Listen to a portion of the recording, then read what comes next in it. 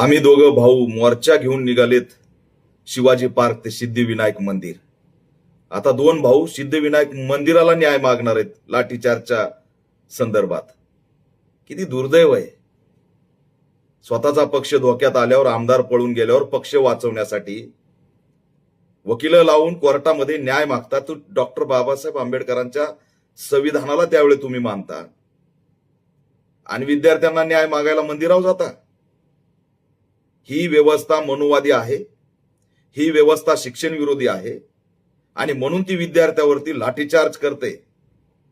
आणि तुम्हीही जर सिद्धिविनायक मंदिराकडे न्याय मागायला जात असाल तर हे शिक्षण विरोधी धोरणाचंच आणि त्या व्यवस्थेचं समर्थन, एवढं लक्षात ठेवा. प्रबोधनकार ठाकरेंचा वारसा चालवतो म्हणून हाच जर वारसा चालवण्याचा आपला मार्ग असेल तर याच्यापेक्षा दुर्दैव असू शकत नाही.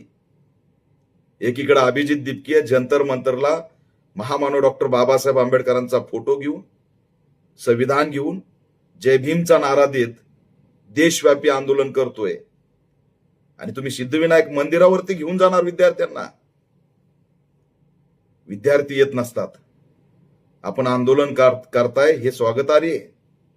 दोन्ही बंधूंना आमचं आव्हान आहे की सिद्धिविनायक मंदिरापासून 4 पावलावरती चैत्यभूमी आहे. महामानव डॉक्टर बाबासाहेब आंबेडकरांचा पुतळा आहे. देशाला संविधान बाबासाहेबांनी दिलं, संसदीय प्रणाली दिली, आंदोलनाचा अधिकार दिला. सिद्धिविनायक मंदिर शिक्षण वाचवणार आहे. ही बुरसटलेली मानसिकता आणि बौद्धिक दिवाळखोरीचं खरंच दुर्दैव वाटतं की हेच प्रबोधनकार ठाकरेंचे वारसदार. हा प्रश्न निर्माण होतो. आताही वेळ गेलेली नाही. आपलं स्थान बदला. सिद्धिविनायक मंदिर नाही तर डॉक्टर बाबासाहेब आंबेडकरांचा पुतळा हेच असणारं आपल्या आंदोलनाच्या समारोपाचं ठिकाण असलं पाहिजे.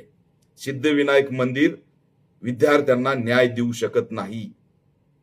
जी धर्मसत्ता शिक्षणालाच मानत नाही, जी मनुवादाला मानते, आणि तुम्ही जर त्याच धोरणावरती पावलं टाकत असाल तर ते विद्यार्थ्याच्या हिताचं नाही. आणि हे जर विद्यार्थ्यांच्या लक्षात आलं की आम्ही लाठीचार्जचा न्याय मागायला सिद्धिविनायक मंदिराला चाललोय तर आपल्या आंदोलनात विद्यार्थी येत नसतो.